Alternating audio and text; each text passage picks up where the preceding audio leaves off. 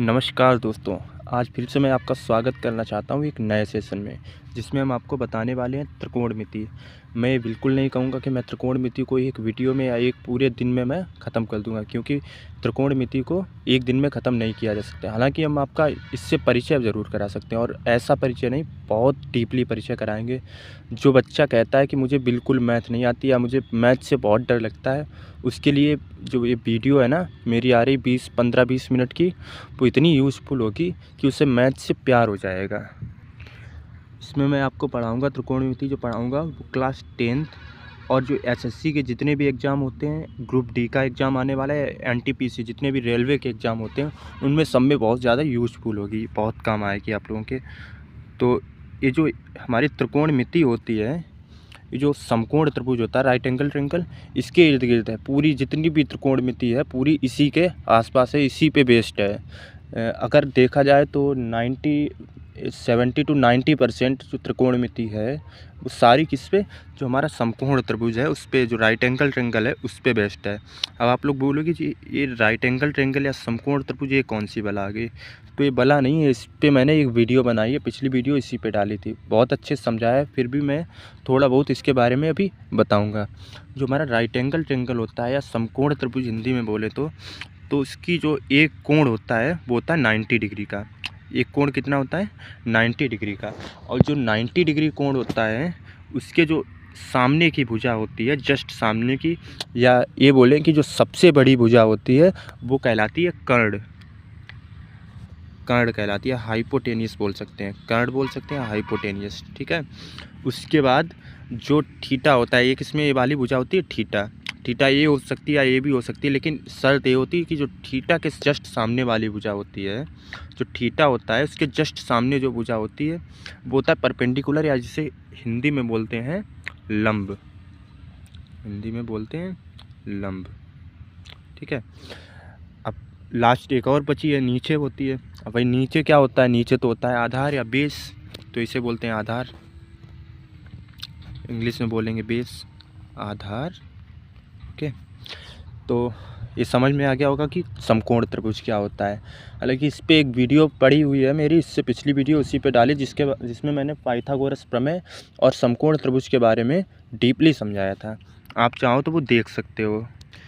देखिए, जो हमारा 10th का एग्ज़ाम होता है बोर्ड का, जो बोर्ड के बच्चे हैं उनके लिए ख़ास बात यह है कि मतलब जो 10th का बोर्ड एग्ज़ाम होता है उसमें मिनिमम जो 15 नंबर की आती है वो त्रिकोणमिति आती है। 15 से अगर कोई बड़ा क्वेश्चन फंस गया तो 20 नंबर की भी हो सकती है। तो त्रिकोणमिति बहुत ज़्यादा पूछी जाती है, और उसके क्वेश्चन भी काफ़ी टफ आते हैं। तो टफ फिलहाल होते नहीं, अगर जो बच्चा नहीं पढ़ता है उसके लिए तो टफ ही होते हैं, लेकिन जो पढ़ लेता है तो वो एक बार में मतलब उसके 15 नंबर तो कहीं नहीं गए।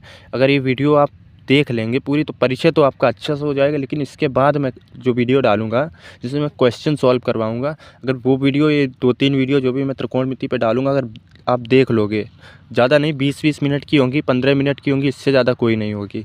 तो अगर आप वो टाइम हमें दे पाते हो तो बोर्ड के लिए आपके लिए बहुत अच्छा हो जाएगा, और जो भी कंपटीशन एग्ज़ाम देने जाएगा उसके लिए भी बहुत अच्छी साबित हो सकती है वीडियो। तो अब बाकी मैं, जो हमारा त्रिकोणमिति है उस पर निशाना साधते हैं। चलिए देखिए, जो हमारे त्रिकोणमिति के अनुपात है, अब बात आती है अनुपात की। अनुपात क्या होता है? तो जो त्रिकोणमिति के 6 अनुपात होते हैं, ठीक है। कितने होते हैं? 6 अनुपात होते हैं। अब होते कौन कौन से हैं 6 अनुपात? चलो उनके बारे में हम बात कर लेते हैं। तो सबसे पहला उनमें होता है, सबसे पहला होता है साइन, साइन थीटा, ठीक है। उसके बाद दूसरा होता है कोस थीटा, कोस थीटा, ठीक है। तीसरा होता है ten, tan theta, TAN, tan theta. उसके बाद होता है चौथा, चौथा क्या होता है? चौथा होता है कॉट, कॉट थीटा। पांचवा जो होता है वो होता है सेक, और सातवां वो छठवां जो लास्ट है हमारा वो होता है कोसेक,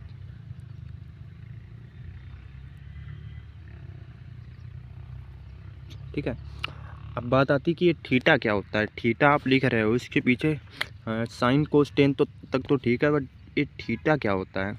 तो थीटा होता है किसी भी कोण की जगह हम रखते हैं। जैसे अभी मैंने बताया था पहले पेज पे, जो यहाँ पे अभी मैंने इसका कोई मान नहीं हमें पता था, तो हमने क्या यहाँ पे रख दिया, थीटा।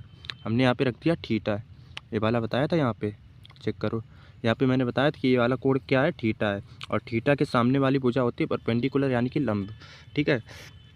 तो थीटा समझ में आ गया होगा। तो थीटा किसी भी कोण अगर हमें उसका मान नहीं पता है तो उसकी जगह पे थीटा का यूज कर देते हैं हम। चलिए आगे बढ़ते हैं। तो ठीक है, साइन हो गया, कोस हो गया, टेन हो गया, कोट हो गया, सेक हो गया, कोसेक हो गया। अब इनके बीच कुछ संबंध होता है, कुछ रिलेशन होता है, जो एक अनुपात होते हैं, एक दूसरे के इन्वर्स होते हैं, लेकिन कौन किसका इन्वर्स होता है ये अभी हम बताने वाले हैं।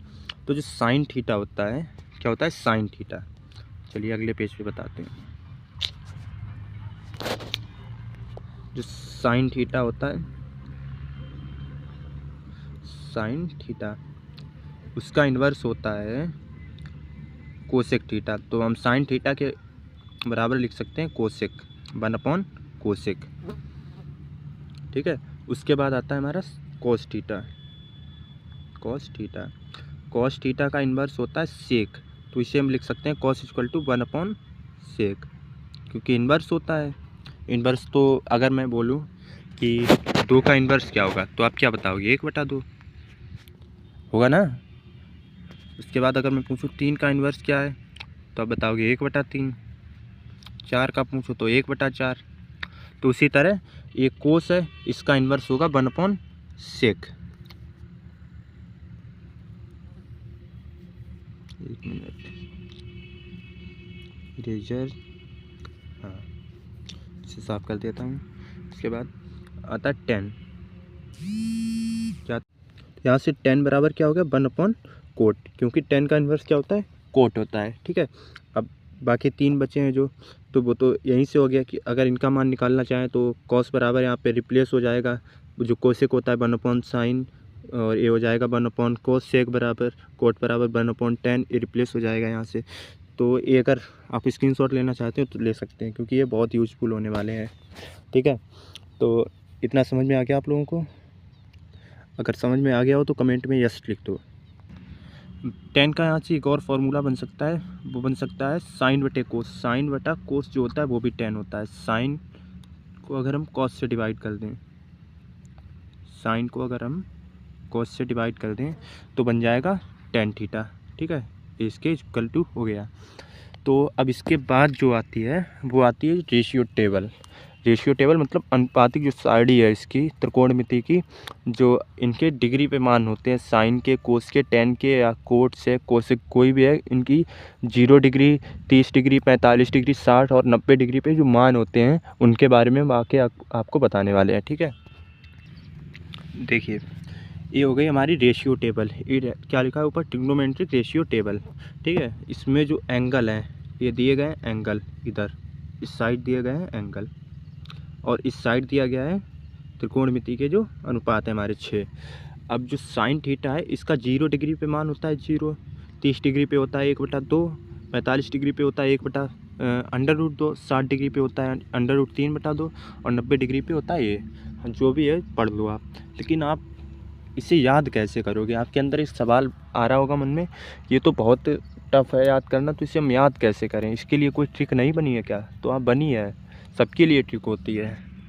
तो अब चलो हम इसकी ट्रिक के बारे में आपको थोड़ा बताएंगे नेक्स्ट पेज पे, ठीक है। अब हम यहाँ पे लिखते हैं साइन, ठीक है। अभी पहले एक एक की बताएंगे। साइन, अगर हमें साइन की पता चल जाए ना तो हम सबकी निकाल सकते हैं। अगर साइन की हमें याद हो जाए तो हमें साइन की भी याद नहीं करनी। आपको बता दूं कि साइन की भी याद नहीं करनी है, साइन की भी ऐसे ही निकाल सकते हो आप चुटकियों में। तो इसके लिए क्या करना है, आपको सिंपली बनाने हैं 4 अंडर रूट। पहले तो लिख लेना किस पे चाहिए हमें, 0 डिग्री पे, और किस पे चाहिए 30 डिग्री पे, और किस पे चाहिए 45 डिग्री पे, 45 पे, और किस पे चाहिए 60 पे और 90 पे। इन 4 एंगल पे हमें चाहिए क्या, इसकी वैल्यू साइन की, ठीक है। तो 0 डिग्री के लिए हम बनाएंगे अंडर रूट एक बना लिया हमने 30 डिग्री के लिए, एक बना लिया हमने 45 डिग्री के लिए, और एक बना लिया 60 के लिए, और एक बना लिया हमने 90 के लिए। अब इनके नीचे जो डिनोमिनेटर होता है इस पर लिख लेंगे हम 4, डिनोमिनेटर पे हमने लिख लिया 4, मतलब हर हमने क्या ले लिया 4, सबके नीचे 4 करना है। एक किसके लिए, खास इसके साइन थीटा के लिए, साइन के लिए है, ठीक है। 0 डिग्री में यहाँ पे लिखेंगे 0, 0 से स्टार्ट कर देंगे गिनती, 0 1 2 3 और 4। अब चलो इसे करते हैं सॉल्व, क्या निकलेगी इससे इसकी वैल्यू। तो जब किसी संख्या, किसी जो कोई भी भिन्न होती है, उसका जो अंश होता है वो अगर 0 है तो उसका मान 0 हो जाता है, ठीक है। तो इसका 0 डिग्री का मान क्या हो गया, 0, ठीक है। अब उसके बाद आती है 30 डिग्री पे क्या होगा, तो अंडर रूट अगर 1 है, अंडर रूट 1 है तो अंडर रूट 1 का तो मान 1 ही होता है, ठीक है। अपान में अंडर रूट 4 का मान क्या हो जाएगा, 2, क्योंकि 2 का वर्ग 4 होता है। अगर 4 का अंडर रूट करेंगे तो वर्गमूल क्या निकलेगा 4 का, 2। उसके बाद ए निकलेगा अंडर रूट 2/2। अब भाई अंडर रूट 2/2, अभी तो हमने पिछले पेज पे पढ़ा था कि जो इसकी होती है 1/√2 45 डिग्री, तो आपकी अंडर रूट 2/2 कैसे निकली। तो चलिए इसके बारे में भी बताते हैं कि कैसे निकली। तो इसमें क्या होता है कि हमें इसका परिमीकरण कराना होता है, तो अंडर रूट 2/2 का गुणा हो जाएगा ऊपर नीचे, ठीक है, गुणा होगा। तो क्या होगा कि जो इसका गुणा होगा तो ये अंडर रूट से अंडर रूट कैंसिल हो जाएगा और यहाँ पे 1 ही 2 लिखा रहेगा, ठीक है। अंडर रूट से अंडर रूट का गुणा होता है तो वो अंडर रूट हट जाता है, नंबर जिसके अंदर होता है वही रहता है, अगर 2 सेम नंबर हैं, ठीक है। तो वही नंबर ऊपर मिल गया हमें 2। अब इस 2 से कैंसिल हो जाएगा, ऊपर बचेगा 1 और नीचे बचा अंडर रूट 2, तो इसका क्या आ गया मान, अंडर रूट 1/√2, ठीक है। अब इसके बाद आता है ये 60 डिग्री का क्या होगा, 60 डिग्री का होगा अंडर रूट 3/2, अंडर रूट 3/2, क्योंकि अंडर रूट 4 का मान 2 होता है। तो अगर इसका 90 की बात करें तो ये 4 से 4 कट जाएगा, अंडर रूट क्या बचेगा 1 और अंडर रूट 1 का मान क्या हो जाएगा 1। अब हमें साइन की क्या पता होगी, चारों वैल्यू, और बहुत ही सरलता से, क्योंकि इसमें कोई हमें मेहनत नहीं करनी है, सिर्फ सिंपली क्या करना है, पीछे अपने जो बोर्ड एग्जाम में बैठना, कॉपी पे यही बना लेना और साइन की सारी वैल्यू निकल आएंगी। अब बात आती है कि साइन की तो पता हो गई, फिर हम कॉस की कैसे पता करें। तो कॉस की पता करने के लिए कुछ नहीं है, बस हमें जाना है नेक्स्ट पेज पे, और जो पहले पेज पे हमने जो सारणी दिखाई थी उस पर जाना है। तो आप इस पर कुछ नोटिस करना, क्या नोटिस करोगे कि जो साइन की हमारी वैल्यू है उसे अगर हम पीछे से लिख दें, मतलब 90 को हम बना दें 0, तो हमें कॉस की वैल्यू मिल जाएगी। देखो जो हमारा ये 1 है, यहाँ पे सही से आपको बताने की कोशिश करता हूँ। देखो जो हमारा 1 है, ये दिख रहा है 1, ये कहाँ पे, यहाँ पे, तो 90 डिग्री को क्या बना दिया हमने 0। अगर यही हम पीछे से ऐसे लिख दें, 1 मिनट इरेजर, चलो इसे साफ करके फिर दिखाता हूँ। अगर हम इसे लिख दें पीछे से ऐसे, तो हमें मिल जाती है कॉस की वैल्यू। किसकी, कॉस की वैल्यू। देखो 1 है, 1 यहाँ पे लिखा है, under root 3/2, under root 3/2, under root 1/2, 1 under root 2, उसके बाद 1/2, 1/2। तो क्या है, अगर हम साइन की वैल्यू को उल्टा कर दें तो हमें क्या मिल जाएगी, कॉस की वैल्यू, ठीक है। तो हमें कॉस की वैल्यू मिल गई। चलो हम अगले पेज पे जाते हैं, इसकी वैल्यू लिखते हैं, ठीक है।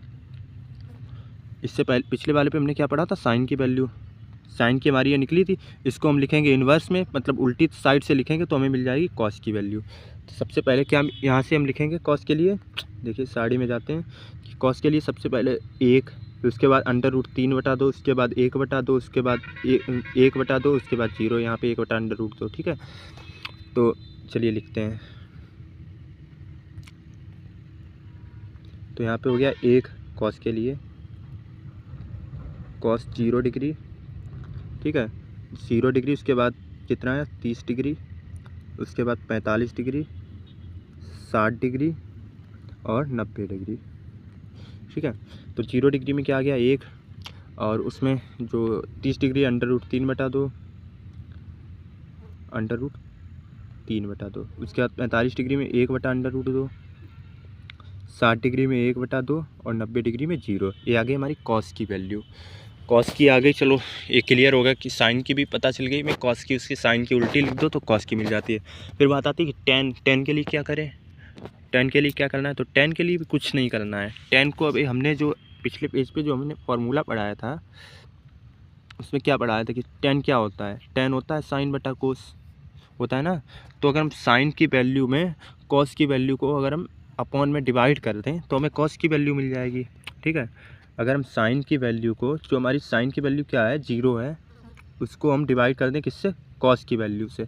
कॉस की वैल्यू कितनी है, 1, 0 डिग्री की अभी हम बात कर रहे हैं, किसकी, जो हमारा tan है इसके 0 डिग्री की बात। तो tan का सूत्र भी उन्होंने बताया था कि साइन बटा कॉस होता है, साइन बटा कॉस होता है। तो अगर साइन की वैल्यू 0 डिग्री में 0 डिग्री की साइन की वैल्यू ले लूँ और 0 डिग्री कॉस की वैल्यू ले लूँ, तो हमें क्या मिल जाएगी, tan की वैल्यू। अभी मैंने बताया कि अगर किसी भी संख्या, किसी भी भिन्न का अंश 0 है तो उसका मान 0 हो जाता है। देखिए हमें मिल गई tan की वैल्यू। अब वही फिर हम इसमें करेंगे किसके लिए, 30 डिग्री के लिए। तो 30 डिग्री के लिए वही सूत्र लगाएंगे, साइन बटा कॉस वाला। तो साइन की जो 30 डिग्री का मान है वो है 1/2, 1/2, और हमें डिवाइड करना है किससे, √3/2। तो हम डिवाइड को अगर हम इंटू में चेंज करेंगे तो संख्या उल्टी हो जाती है। तो 3/2 को क्या लिख सकते हैं, 2/√3, 2/√3। तो 2 से 2 कैंसिल हो जाएगा। तो यहाँ पे क्या बचा, 30 डिग्री के लिए 1/√3, ठीक है, 1/√3। तो इतना समझ में आ गया होगा, यहाँ पे कितना है, 1/√3। अब 1 कहाँ से आया, तो हम इसे डिवाइड करेंगे, इरेजर। तो हम किसे डिवाइड करेंगे, 45 डिग्री में 1 कहाँ से आया ये, तो 1 के लिए भाई हमें फार्मूला लगाना है, इसे डिवाइड करना है, तो इससे 1 कैंसिल होगा। तो यहाँ पे कितना बच गया, 1, ठीक है। 60 डिग्री के लिए क्या होगा, 60 डिग्री के लिए वही फार्मूला लगेगा कि साइन 60 और कॉस 60 को डिवाइड करो। तो साइन 60 और कॉस 60 को मैंने किया डिवाइड, तो 2 से हुआ 2 कैंसिल, और क्या बच गया हमारा, √3 आ गया। अब भाई यहाँ पे आ गया इन्फिनिटी। इन्फिनिटी कैसे आया, तो आप बताओ एक बात कि अभी मैंने बताया था किसी संख्या के जब अंश का मान 0 होता है तो हो जाता है 1, ठीक है, अंश का मान 0 होता है तो हो जाता है 0, सॉरी। लेकिन जब हर 0 होता है, किसी भी कोई भी संख्या हो, अगर उसका हर 0 है, जो डिनोमिनेटर है वो 0 है, तो क्या हो जाती है, वो संख्या हो जाती है इन्फिनिटी हो जाती है, उसका अनंत हो जाती है, उसका मान आप ज्ञात नहीं कर सकते। तो उसकी जगह पे हम अनंत या ये वाला साइन यूज कर देते हैं, ठीक है। तो चलिए अब बात करते हैं जो हमारा है कॉट थीटा, ठीक है, कॉट थीटा। लेकिन यहाँ पे कौशिक दिया है तो हम कौशिक की बात भी कर लेते हैं, ठीक है। तो कौशिक के लिए मैंने क्या भी बताया था पिछले पेज पे, इस पर मैंने बताया था कि जो कौशिक थीटा है वो इससे अगर रिप्लेस करेंगे तो कौशिक बराबर आ जाएगा, कौशिक बराबर आ जाएगा 1/sin। तो अगर साइन की जो वैल्यू है उसे हम अपॉन में ले आएँ, उसका इन्वर्स निकाल दें, तो हमें मिल जाएगी कौशिक की वैल्यू, ठीक है। tan की समझ में आ गई सबको, अब मैं इसे इरेज कर देता हूँ, ठीक है।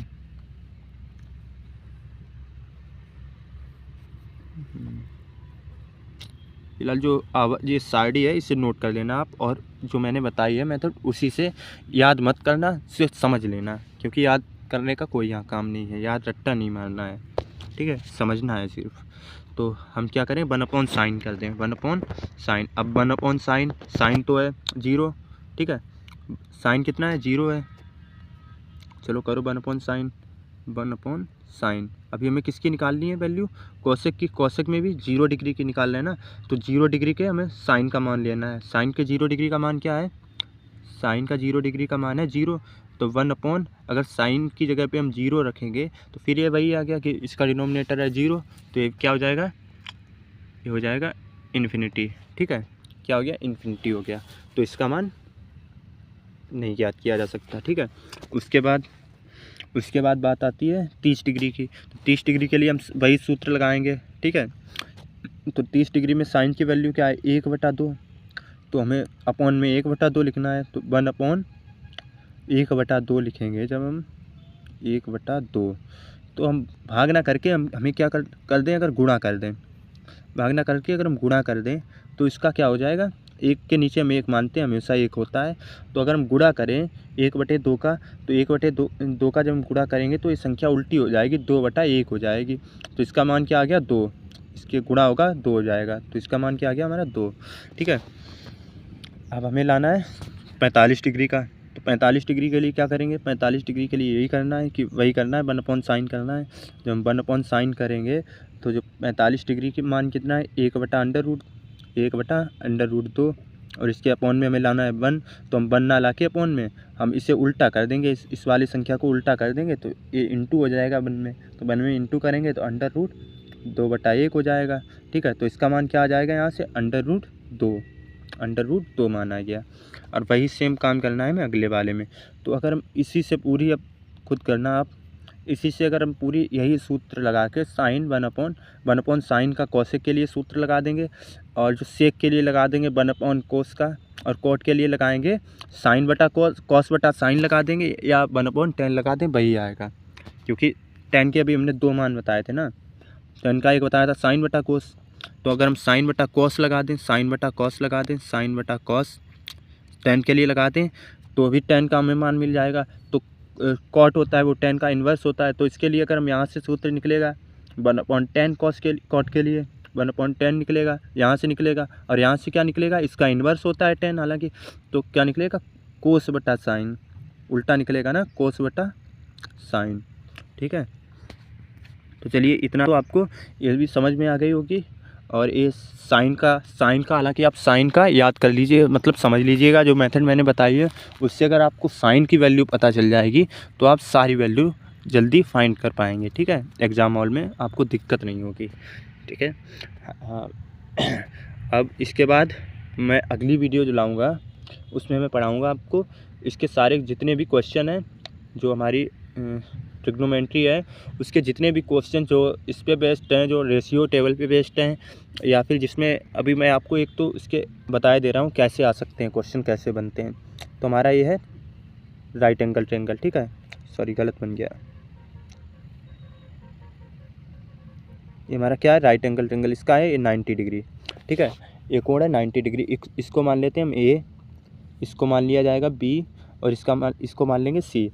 अब यहाँ पे आपको दे दिया जाएगा कि जो लंब है इसका, मतलब जो परपेंडिकुलर है वो है 6 सेंटीमीटर। ठीक है, और जो आधार है वो है 4 सेंटीमीटर। तो हमें कर्ण का मान बताओ, जो कर्ण वाली भुजा है इसका मान बताओ।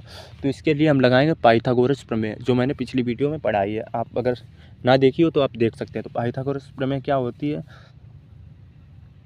AC² बराबर AB² प्लस AB² हो गई, और सॉरी AB और BC स्क्वायर, मतलब कर्ण स्क्वायर बराबर कर्ण का जो वर्ग होता है वो आधार के वर्ग और लंब के वर्ग के योग के बराबर होता है। इसका वर्ग अगर हम निकालें लंब का, और आधार का वर्ग निकालें और इन दोनों को जोड़ दें तो इसके वर्ग का बराबर हो जाएगा। ठीक है, तो हमें AC निकालनी है। तो सिंपली हम करेंगे क्या कि AC² बराबर इसका मान रखेंगे, AB कितना है, AB हमारा है 6, तो 6 का वर्ग हो गया 36। ठीक है, और BC क्या है, BC है 4, तो 4 का वर्ग हो गया 16। हम 36 और 16 को क्या करेंगे, ऐड करेंगे, तो AC² बराबर आ गया 6 और 6 12 की 2 हासिल 1, 3 और 1 4 और 1 5 52। अब AC² है, अगर स्क्वायर को हम हटाएंगे तो यहाँ पर सिंपल अगर AC करेंगे तो दूसरी तरफ जो मान होता है इस पर क्या लग जाता है, अंडर रूट लग जाता है। ठीक है, तो यहाँ पे क्या आ गया, √52। तो AC का मान क्या आ गया, √52।